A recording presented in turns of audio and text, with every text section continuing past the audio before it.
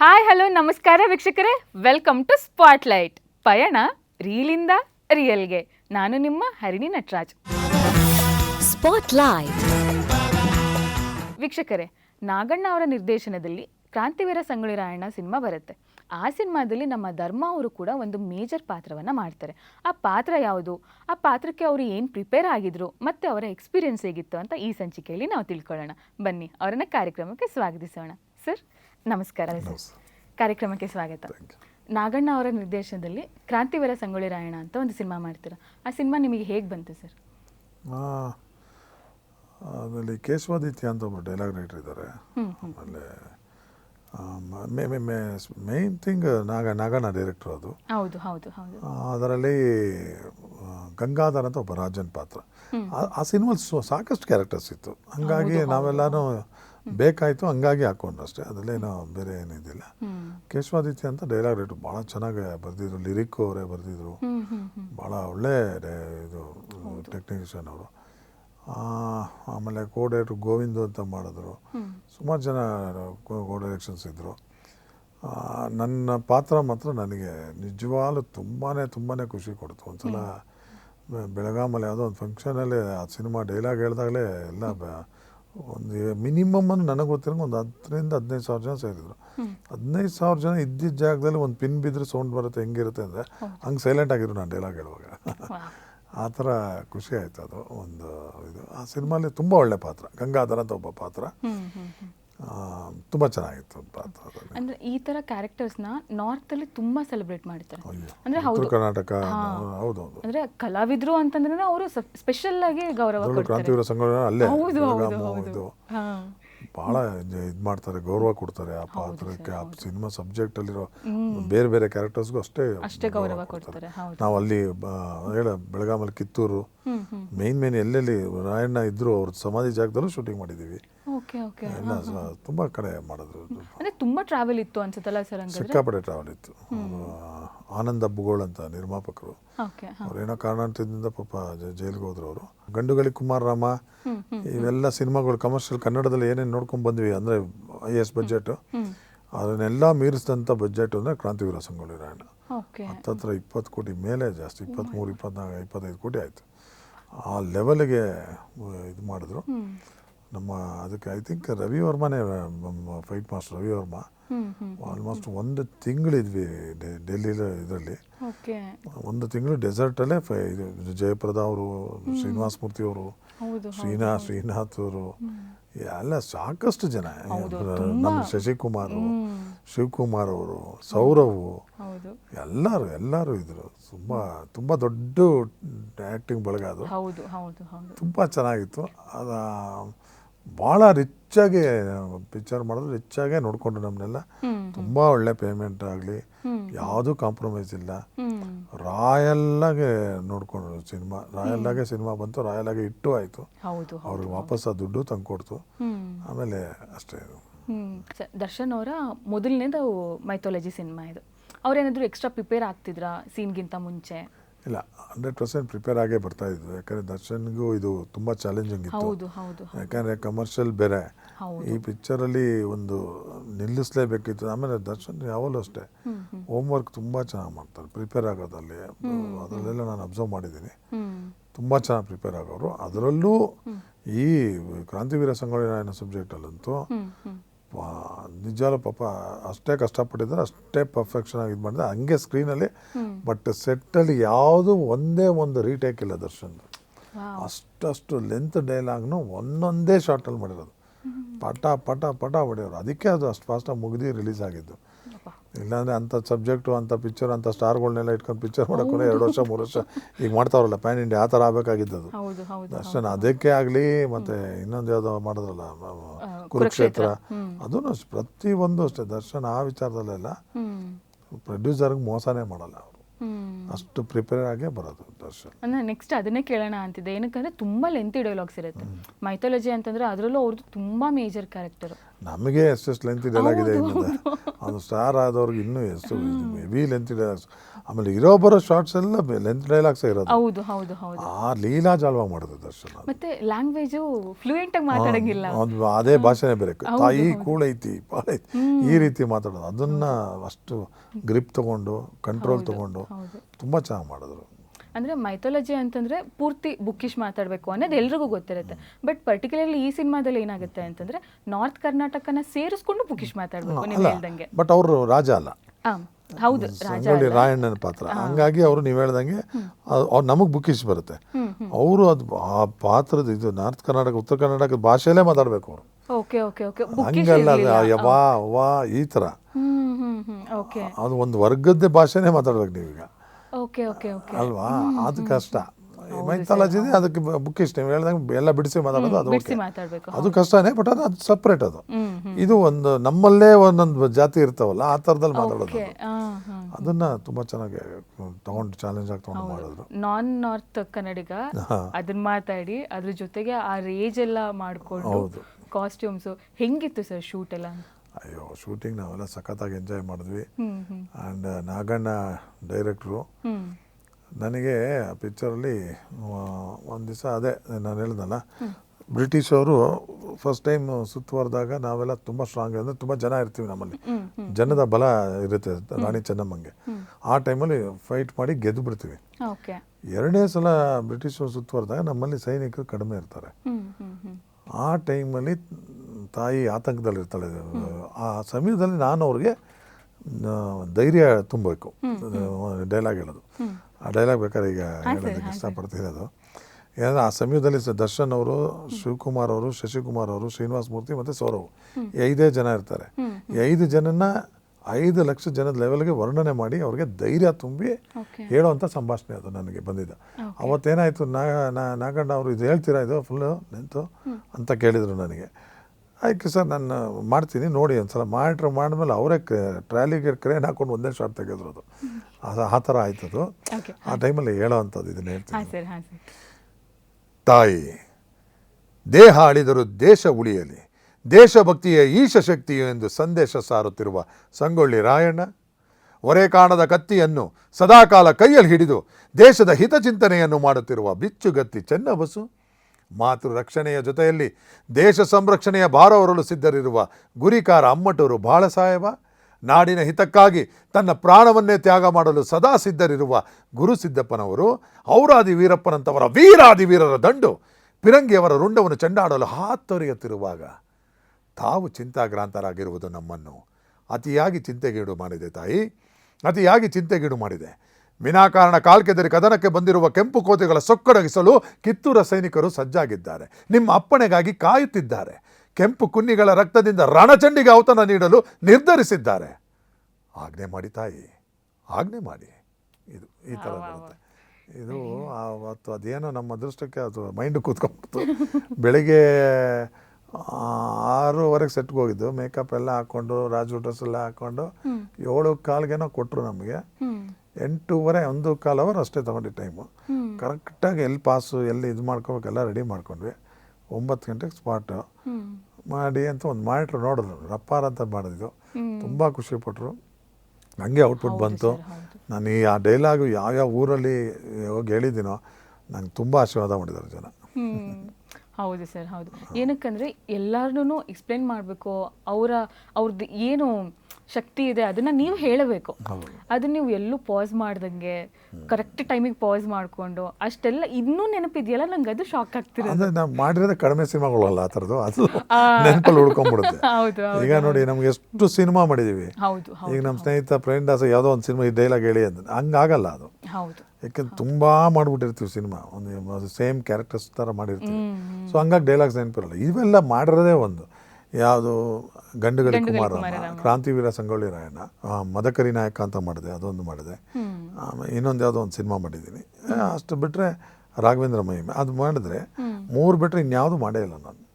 Okay. So ಹಂಗಾಗಿ ಕೆಲವು dialogues ನೆನಪಲ್ಲಿ ನೆನಪಿರುತ್ತೆ. ಉಳ್ಕೊತವೆ. ಹೌದು. ಈ ಸಿನಿಮಾ ಎಲ್ಲ ಆದಮೇಲೆ ಸರ್ ನೀವೆಲ್ಲಾದರೂ ನಾರ್ತ್ ಆಗಲಿ ಅಥವಾ ಎಲ್ಲಾದರೂ ಆಗಲಿ ಫಂಕ್ಷನ್ಸ್ಗೆ ಹೋದಾಗ ಸ್ಪೆಷಲಾಗಿ ಏನಾದರೂ ಟ್ರೀಟ್ ಮಾಡಿದ್ದಿದೆಯಾ?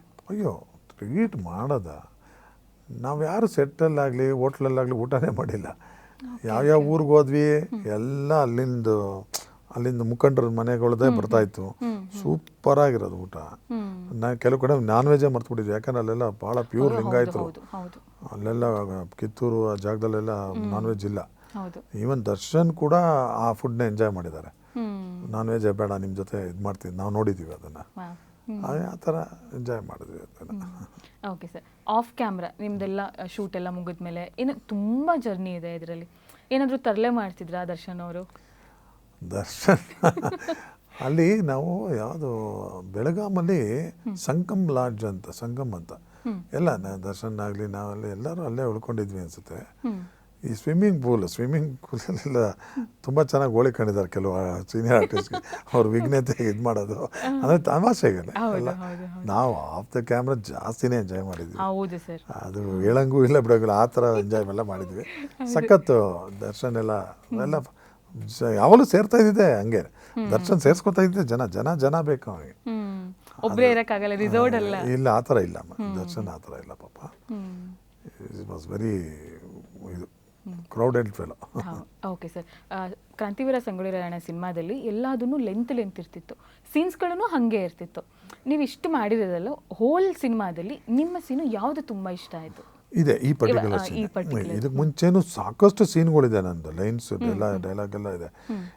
ಇದು ಮಾಡಿದಾಗಲೂ ಅಲ್ಲೂ ಅಷ್ಟೇ ನನಗೆ ನಮ್ಮ ಶ್ರೀನಿವಾಸ ಮೂರ್ತಿ ಸರ್ ತುಂಬ ಅಪ್ರಿಷಿಯೇಟ್ ಮಾಡೋದು. ಚೆನ್ನಾಗಿ ಮಾಡ್ತೀಯಾ, ಚೆನ್ನಾಗಿ ಮಾಡಿದೆ. ಅವ್ರ ಮನೆ ಮಗಳು ಸಿನಿಮಾಲೇ ಹೊಗಳಿದ್ರು ನನಗೆ.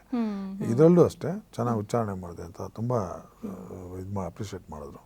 ಖುಷಿ ಆಯಿತು ನನಗೆ, ಯಾಕಂದರೆ ಅವರೆಲ್ಲ ದೊಡ್ಡ ದೊಡ್ಡ ಆ್ಯಕ್ಟರ್ಸು ಆ ಥರ ಅಪ್ರಿಷಿಯೇಟ್ ಮಾಡಿದಾಗ ಸಂತೋಷ ಅಲ್ವಾ. ಅವರು ಭಾಳ ಖುಷಿ ಆಯಿತು. ಪರ್ಟಿಕ್ಯುಲರ್ಲಿ ಈ ಸೀನ್, ಯಾಕಂದರೆ ಅಲ್ಲಿ ನೋಡಿ ಆ ಸೀನ್ ಮಾಡಿದಾಗ ಜಯಪುರದವರು ನೆಕ್ಸ್ಟ್ ಅವ್ರು ಮಾಡೋ ಸಿನಿಮಾಗೆ ಧರ್ಮನ ಹಾಕಬೇಕು ಅನ್ನೋದೊಂದು ಬಂತು. ಅವ್ರ ಬ್ರದರ್ನ ಕರೆಸಿದ್ರು, ಎಲ್ಲಿದ್ದವ್ರನ್ನ ಕರೆಸಿ ಅವರು ಪಾಪ ಬ್ರದರ್ ಬಂದು we are doing one Krishnadevaraya movie, in that very main role ಇದೆ, ನೀವು ಮಾಡಲೇಬೇಕು ಅಂತ ಹೇಳಿ ಅಷ್ಟೆಲ್ಲ ಮಾತುಕತೆ ಆಯ್ತು. ಅದಕ್ಕೆಲ್ಲ ಕಾರಣ ಅದೊಂದು ಸೀನು. ಹೌದು. ಅಂದರೆ ಏನೇ ಮಾಡಿದ್ರು, ನಾವು ಎಂಥ ಕ್ಯಾರೆಕ್ಟರ್ ಮಾಡಿದ್ರು, ಒಂದು ಚಿಕ್ಕ ಸೀನ್ ಮಾಡಿದ್ರು ನಾವೇನು ಅಂತ ಅದ್ರಲ್ಲಿ ತೋರಿಸ್ಬಿಟ್ರೆ ಆ ಸೀನ್ ಎಲ್ಲೋ ಕರ್ಕೊಂಡು ಹೋಗ್ಬಿಡುತ್ತೆ ಅನ್ನೋದಕ್ಕೆ ಬೆಸ್ಟ್ ಎಕ್ಸಾಂಪಲ್. ಹೌದು.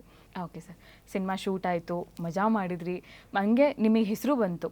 ಸಿನಿಮಾ ರಿಲೀಸ್ ಆಗೋಕ್ಕಿಂತ ಮುಂಚೆ ಸೆಟ್ಟಲ್ಲೂ ಹೆಸರು ಬಂತು. ಸಿನಿಮಾ ರಿಲೀಸ್ ಆದಮೇಲೆ ಏನಾಯ್ತು? ಎಂಥ ಸೂಪರ್ ಡೂಪರ್, ಇಡೀ ರಾಜ್ಯನೇ ಇದಾಗೋಯ್ತು, ಹಬ್ಬನೇ ಆಗೋಯ್ತು ಅದು.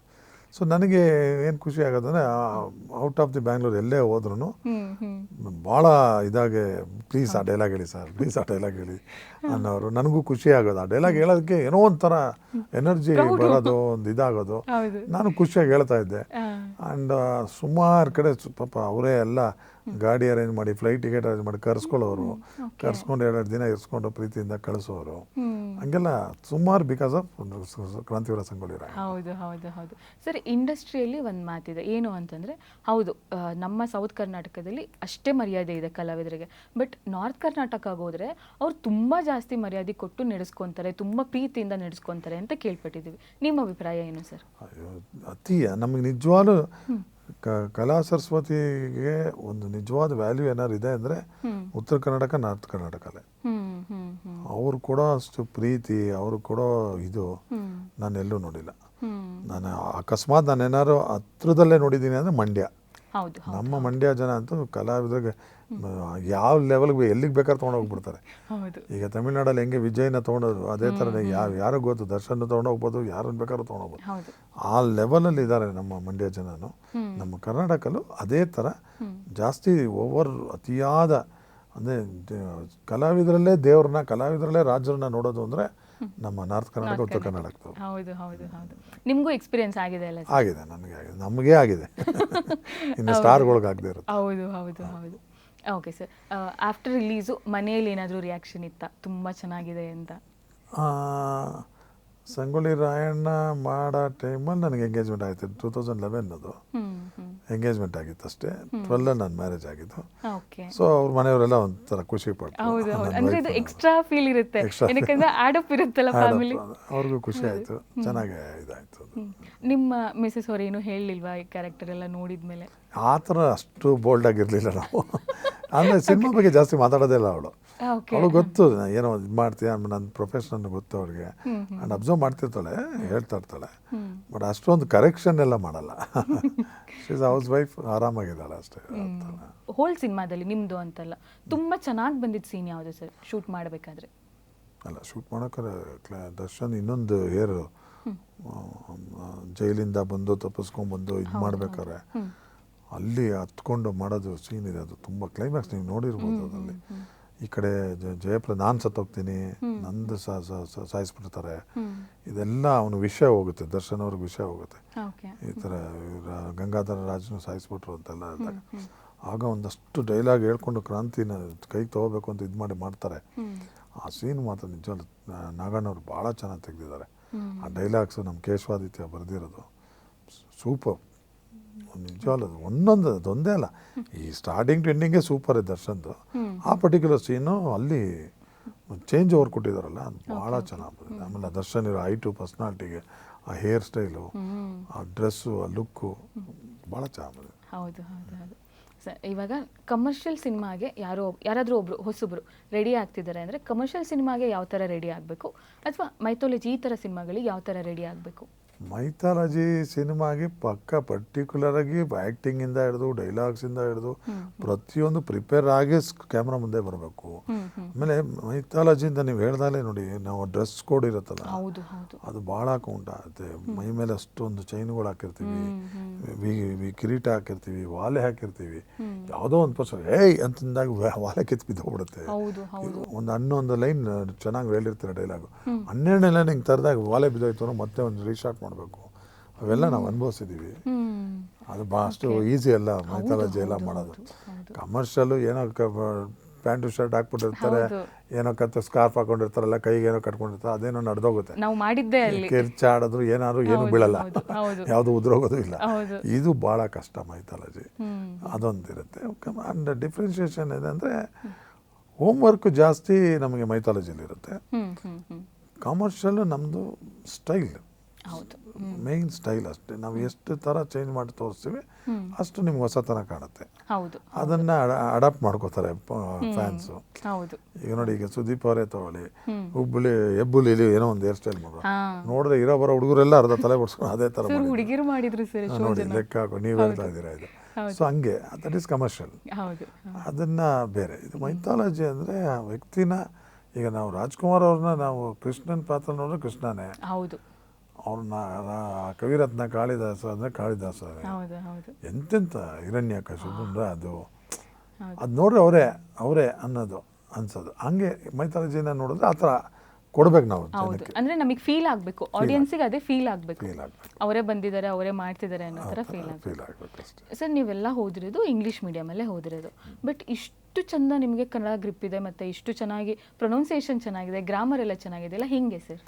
ಮನೇಲೆಲ್ಲ ಕನ್ನಡನೇ ಅಲ್ಲ ನಮ್ಗೆ. ಆ್ಯಕ್ಚುಲಿ ಇಂಗ್ಲೀಷ್ಗಿನ ಕನ್ನಡನೇ ಚೆನ್ನಾಗಿ ನಾನು ಮಾತಾಡೋದು, ಬರೆಯೋದು, ಓದೋದು ಅಷ್ಟೇ. ಬಟ್ ಏನು ಇಂಗ್ಲೀಷ್ ಮೀಡಿಯಮ್ ಅಂತ ಅಷ್ಟೇ, ಅದು ಅರ್ಧ ಇಂಗ್ಲೀಷ್ ಏನು ನಾವೇನು ಕಲ್ತಿಲ್ಲ.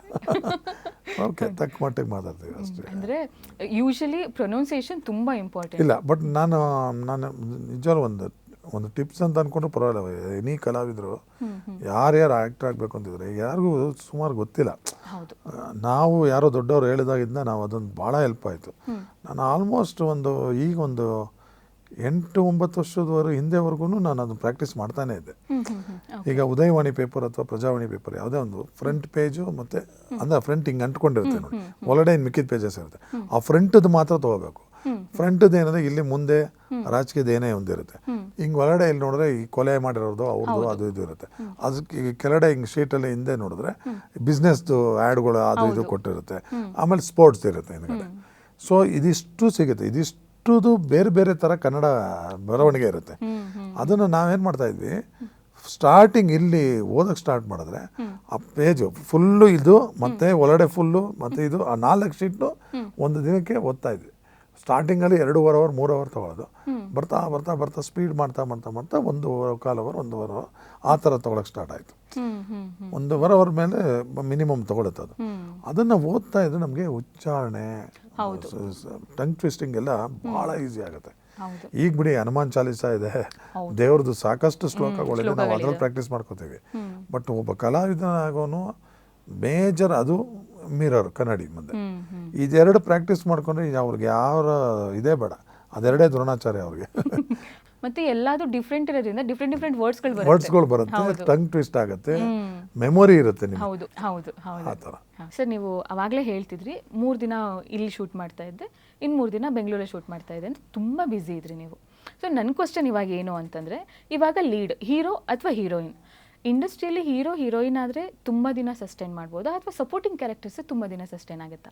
Frankly speaking supporting character sustain ಆಗೋದು. ಬಿಕಾಸ್ ಸಪೋರ್ಟಿಂಗ್ ಕ್ಯಾರೆಕ್ಟರ್ಗೆ ತುಂಬ ಜವಾಬ್ದಾರಿ ಇರಲ್ಲ. ಅವ್ರ ಪಾತ್ರ ಅವ್ರು ಚೆನ್ನಾಗಿ ಮಾಡಿದರೆ, ಹೀರೋ ಹೀರೋಯಿನಿಂದ ಸಿನಿಮಾ ಇಟ್ಟಾಯ್ತು ಅಂದ್ರೆ ಅವ್ರ ಪಾತ್ರಕ್ಕೂ ಒಂದು ವ್ಯಾಲ್ಯೂ ಇರುತ್ತೆ. ಹೌದು ಅಷ್ಟೇ. But hero heroine, especially hero, ನಮ್ಮ ಕನ್ನಡ ಇಂಡಸ್ಟ್ರಿಲಿ ಹೀರೋಯಿನ್ ಓರಿಯೆಂಟೆಡ್ ಸಬ್ಜೆಕ್ಟ್ ಮಾಡಿದ್ರೆ ಮಾತ್ರ, ವೆರಿ ರೇರ್ ಮಾಡೋದು. ಎಲ್ಲೋ ಮಾಲಾಶ್ರೀ ಅವರು ಅಂಥವ್ರು ಇದ್ದಾಗಲೇ ನಡೀತು. ಈಗ ಅದೆಲ್ಲೂ ಇಲ್ಲ. ಒಂದು. ಎರಡನೇದು, ಹೀರೋ ಮೇಲೆ ಜವಾಬ್ದಾರಿ ಇರುತ್ತೆ. ಹೀರೋ ಸಬ್ಜೆಕ್ಟು ಇದು. ಹೀರೋ ಆದವ್ರಿಗೆ ಪ್ರತಿ ಸಿನಿಮಾನೂ ಒಂದು ಚಾಲೆಂಜು. ಈಗ ನೋಡಿ, Kantara first picture super hit ಆಯ್ತು ಅಂತ ಸುಮ್ಮನೆ ಕೂತ್ಬಿಟ್ಟಿದ್ರೆ ಕಷ್ಟ. ರಿಷಬ್ ಶೆಟ್ಟಿಗೆ ಸೆಕೆಂಡ್ ಪಾರ್ಟು ಅದೇ ಚಾಲೆಂಜಿಂಗ್ ಆಗಿದ್ದು. ಈಗ ನೆಕ್ಸ್ಟ್ ಥರ್ಡ್ ಪಾರ್ಟ್ ಮಾಡ್ತಾರೆ, ಪ್ರತಿಯೊಂದು ಚಾಲೆಂಜ್. ಅದು ಮುಗಿದೋಯ್ತು. ಅದು ನೆಕ್ಸ್ಟ್ ರಿಷಬ್ ಶೆಟ್ಟಿ ಸಕ್ಸಸ್ಗೆ ಏನು ಮಾಡ್ತಾರೆ, ನೆಕ್ಸ್ಟ್ ರಕ್ಷಿತ್ ಶೆಟ್ಟಿ ಸಕ್ಸಸ್ ಏನು ಮಾಡ್ತಾರೆ, ನೆಕ್ಸ್ಟ್ ಏನು ಮಾಡ್ತಾರೆ, ಅದೇ ಇರೋದು. ದರ್ಶನ್ ಕಾಟೇರ ಹಿಟ್ಟಾಗಿದೆ, ಅವ್ರು ಬಂದ್ಮೇಲೆ ಮತ್ತೆ ಯಾವುದು ನೆಕ್ಸ್ಟ್ ಏನು ಸಕ್ಸಸ್ ಕೊಡ್ತಾರೆ ಅನ್ನೋದೇ ಇಂಪಾರ್ಟೆಂಟ್ ಆಗುತ್ತೆ. ಅದೇ ಸಕ್ಸಸ್ ಮೇಲೆ ಸುಮ್ಮನೆ ಇರೋಕ್ಕಾಗಲ್ಲ. ಹೀರೋ ಆದವರು ಪ್ರತಿಯೊಬ್ಬರು ಸಕ್ಸಸ್ಸು ಕೊಡ್ತಾನೆ ಹೋಗಬೇಕು. ಹೀರೋ ಆದವ್ರಿಗೆ ಪ್ರತಿ ಸಿನಿಮಾ ಹೊಸ ಸಿನಿಮಾ, ಪ್ರತಿ ಹೆಜ್ಜೆ ಅವ್ರಿಗೆ ಚಾಲೆಂಜೇ ಪ್ರೂವ್ ಮಾಡ್ತಾನೆ ಇರಬೇಕು. ಅವ್ರ ಜೊತೆ ನಮ್ಮಗಳಿಗೆ ಒಂದು ಚಾನ್ಸ್ ಸಿಗ್ತಾ ಇದ್ರೆ ನಮ್ಮ ಜೀವನ ನಡೀತಾ ಇರುತ್ತೆ. ಹೌದು. ಹೀರೋ ಆದ್ರೆ ಒಂದು ಸಿನಿಮಾ ಪೂರ್ತಿ ಇರ್ತಾರೆ, so number of days shoot ಜಾಸ್ತಿ ಆಗುತ್ತೆ, ನಂಬರ್ ಆಫ್ ಮೂವೀಸ್ ಕಮ್ಮಿ ಆಗುತ್ತೆ. ಸಪೋರ್ಟಿಂಗ್ ಕ್ಯಾರೆಕ್ಟರ್ಸ್ಗೆ ನಂಬರ್ ಆಫ್ ಡೇಸ್ ಕಮ್ಮಿ ಇದ್ರು ನಂಬರ್ ಆಫ್ ಮೂವೀಸ್ ಜಾಸ್ತಿ ಆಗುತ್ತಲ್ಲ, ಅದು ಕೂಡ ಪಾಯಿಂಟ್ ಆಗುತ್ತಲ್ವಾ? ಅದನ್ನೇ ಸಪೋರ್ಟಿಂಗ್ ಕ್ಯಾರೆಕ್ಟರ್ಸ್ಗೆ number of movies, number of heroes ಇದ್ರೆ, ಯಾಕೆಂದರೆ ನಮ್ಮಲ್ಲಿ ಹೀರೋಗಳೇ ಕಡಿಮೆ. ಅರ್ಥ ಆಯ್ತಾ? ಆಮೇಲೆ ಭಾಳ ವರ್ಸ್ಟ್ ಇದ್ವಿ ಇಲ್ಲಿ ಕನ್ನಡ ಇದರಲ್ಲಿ. ಪಾಪ ಸಪೋರ್ಟಿಂಗ್ ಆ್ಯಕ್ಟರ್ಸ್ಗೆ ಆಗ್ತಾ ಇರೋ ತೊಂದರೆ, ನೋವು ಎಲ್ಲ ಹೇಳ್ಕೊಳಕ್ಕಾಗಲ್ಲ. ನಾನು ನೋಡಿದ್ದೀನಿ ಕಣ್ಣಾರೆ ಪಾಪ ಅನುಭವಿಸ್ತಿರೋರು ಲಾಸ್ಟ್ ಸ್ಟೇಜು ಅವರು ಎಲ್ಲ ಈ ಥರ ದುಡ್ಡಿಲ್ಲದೆ ಸಾಯ್ತಾ ಇದ್ದೀನಿ ಅಂತ ಹೇಳ್ಕೊಳ್ಳೋದು, ಅವೆಲ್ಲ ನಮಗೂ ಬೇಜಾರಾಗುತ್ತೆ ಅವೆಲ್ಲ ಕೇಳೋಕ್ಕೆ, ನೋಡೋದಕ್ಕೆಲ್ಲ. ಇದೆಲ್ಲ ಆಗ್ತಾ ಇರೋದು ಓನ್ಲಿ ಕನ್ನಡ ಇಂಡಸ್ಟ್ರಿಯಲ್ಲಿ. ಈಗಂತೂ OTT ಅನ್ನೋದು ಬಂದ್ಬಿಟ್ಟಿದೆ. ಇನ್ನು ನೀವು ಕಾಯ್ತಾ ಇರ್ತಾರೆ ನೋಡಿ, ಯಾವ ಸಿನಿಮಾ ಮೊನ್ನೆ ರಿಲೀಸ್ ಆಗಿದೆ 1.5 ತಿಂಗಳಿಂದ ಆಗಿದೆ, ಆಲ್ರೆಡಿ ಜನ ಡಿಸೈಡ್ ಮಾಡ್ಕೊಂಬಿಟ್ರೆ ಬೇಡ, ಇನ್ನೊಂದೂವರೆ ತಿಂಗಳು ಬರುತ್ತೆ, ಯಾವ ಮೊದಲಾಡ್ಕೊಂಡು ಹೋಗೋದು, ಅದಕ್ಕೆ ಅಷ್ಟು ಖರ್ಚು ಮಾಡೋದು ಅಂತ ಅಂದ್ಬಿಟ್ರೆ ಮುಗಿದೋಯ್ತು, ಆರ್ಟಿಸ್ಟ್ಗಳ ಕಥೆ ಮುಗೀತು. ಸೊ ಈ ಪಾಪ ಈ ಥರ ಥಿಯೇಟ್ರಿಗೆ ಹೋಗಿ ಆ ಲೋ ಕಾಸ್ಟ್ ಆಫ್ ಮನಿಯಲ್ಲಿ ಹೋಗೋ ಅಂಥ ಜನಕ್ಕೆ ಥಿಯೇಟ್ರುಗಳೇ ಇಲ್ಲ. ಮುಂದೆ ಅವ್ರದ್ದೇ ನಮಗೆ ಯೋಚನೆ, ಹೆಂಗಪ್ಪ ಇನ್ನು ಅವ್ರೇನು ಮಾಡ್ತಾರೆ, ಇದರಿಂದ ಟಿವಿಲಿ ಕಾಯ್ಕೊಂಡು ಟಿವಿಲಿ ನೋಡ್ತಾರೆ. ಟಿವಿಗೆ ಯಾವಾಗ ಬರುತ್ತೋ ಗೊತ್ತಿಲ್ಲ, ಟಿವಿಲಿ ಬರೋ ಅಷ್ಟರಲ್ಲಿ ನಾವು ಮಾಡಿದೀವಿ ಆ ಸಿನಿಮಾ ಅನ್ನೋದು ನಮಗೆ ಮರ್ತೋಗ್ಬಿಟ್ಟಿದೆ. ಅಯ್ಯೋ, ನಾನು ಹೇಳ್ತಾ ಇದ್ದೀನಿ, ನಾನು ಹತ್ತತ್ರ ಮಾಡಿರೋ 300 ಸಿನಿಮಾಗಳಲ್ಲಿ ಒಂದು 85 ಸಿನಿಮಾ ನೋಡೇ ಇಲ್ಲ ನಾನು. ಯಾವಾಗ ಬಂತು ಯಾವಾಗ ಹೋಯ್ತು ಗೊತ್ತಿಲ್ಲ, ಹಂಗಾಗ್ಬಿಟ್ಟಿರುತ್ತೆ. ಯಾವುದೋ ಶೂಟಿಂಗ್ ಹೋಗಿರ್ತೀವಿ, 3ನೇ ದಿವಸ 4ನೇ ದಿವಸಕ್ಕೆ ಎತ್ಬಿಟ್ಟಿರ್ತಾರೆ. ಸೊ ನಮಗೂ ನೋಡೋ ಪೇಷನ್ಸ್ ಇರಲ್ಲ. ಅದು ಇನ್ಯಾರೋ ಟಿವಿ ಅವ್ರು ತೊಗೊಂಡಿದ್ರೆ ಅದು ಯಾವ್ದಾರು ಬಂದಾಗ ಇದ್ರಲ್ಲಿ ನಾನು ಮಾಡಿದ್ದೀನಿ ಅಂತ ನಮಗೆ ಅನ್ನಿಸ್ತಾ ಇರುತ್ತೆ. ಸಕ್ಸಸ್ ಆದ್ರೂ ಚೈನೆ, ಫೇಲ್ಯೂರ್ ಆದ್ರೂ ಚೈನೆ, ಎಲ್ಲದಕ್ಕೂ ಚೈನೆ. ಸೊ ಎಲ್ಲೂ ಪರ್ಫೆಕ್ಷನ್ ಇಲ್ಲ, ಎಲ್ಲೂ ಇಂಪರ್ಫೆಕ್ಷನ್ ಇಲ್ಲ. ಅಂದ್ರೆ ಎಲ್ಲದನ್ನು ಅಡ್ಜಸ್ಟ್ ಮಾಡ್ಕೊಂಡು ನೋಡ್ಕೊಂಡು ಪಾಲಿಶ್ಡ್ ಆಗಿ ಹೋದ್ರೆ ಅಷ್ಟೇ ಸಕ್ಸಸ್ ಆಗೋದು. ಬಟ್ ಇಲ್ಲಿ ಯಾರು ಆಗೋದಕ್ಕೆ ರೆಡಿ ಇಲ್ಲ. ಹೌದು. ಓಕೆ ಸರ್, ಇಷ್ಟೊತ್ತು ನಮ್ಮ ಜೊತೆ ಕೂತ್ಕೊಂಡು ನಿಮ್ಮ ಎಕ್ಸ್ಪೀರಿಯನ್ಸ್ನ ಶೇರ್ ಮಾಡ್ಕೊಂಡಿದ್ದಕ್ಕೆ ತುಂಬ ಧನ್ಯವಾದಗಳು. ಸೊ ವೀಕ್ಷಕರೇ, ನೋಡಿದ್ರಲ್ಲ, ನಮ್ಮ ಧರ್ಮ ಅವರ ಅಭಿನಯದ ಕ್ರಾಂತಿವೀರ ಸಂಗೊಳ್ಳಿ ರಾಯಣ್ಣ ಸಿನಿಮಾ ಬಗ್ಗೆ ಸಾಕಷ್ಟು ವಿಚಾರಗಳನ್ನ ನಾವು ತಿಳ್ಕೊಂಡ್ವಿ. ಶೂಟ್ ಎಲ್ಲಾಯಿತು, ಅವರ ಎಕ್ಸ್ಪೀರಿಯನ್ಸ್ ಹೇಗಿತ್ತು, ಎಲ್ಲದನ್ನು ಸಂಪೂರ್ಣವಾಗಿ ನಾವು ತಿಳ್ಕೊಂಡ್ವಿ. ನಾನಂತೂ ಈ ಸಂಚಿಕೆನ ತುಂಬಾ ಎಂಜಾಯ್ ಮಾಡಿದೆ, ನೀವು ಕೂಡ ಎಂಜಾಯ್ ಮಾಡಿರ್ತೀರಾ ಅಂತ ಅನ್ಕೊತೀನಿ. ಹಾಗಾದರೆ ನಿಮ್ಮ ಭೇಟಿ ಮುಂದಿನ ಸಂಚಿಕೆಯಲ್ಲಿ. ಅಲ್ಲಿವರೆಗೂ ಸಣ್ಣ ಉದಯ ಕಾಮಿಡಿ ನೋಡ್ತಾ ಇರಿ, ನಗ್ತಾ ಇರಿ. ಸ್ಪಾಟ್ಲೈಟ್.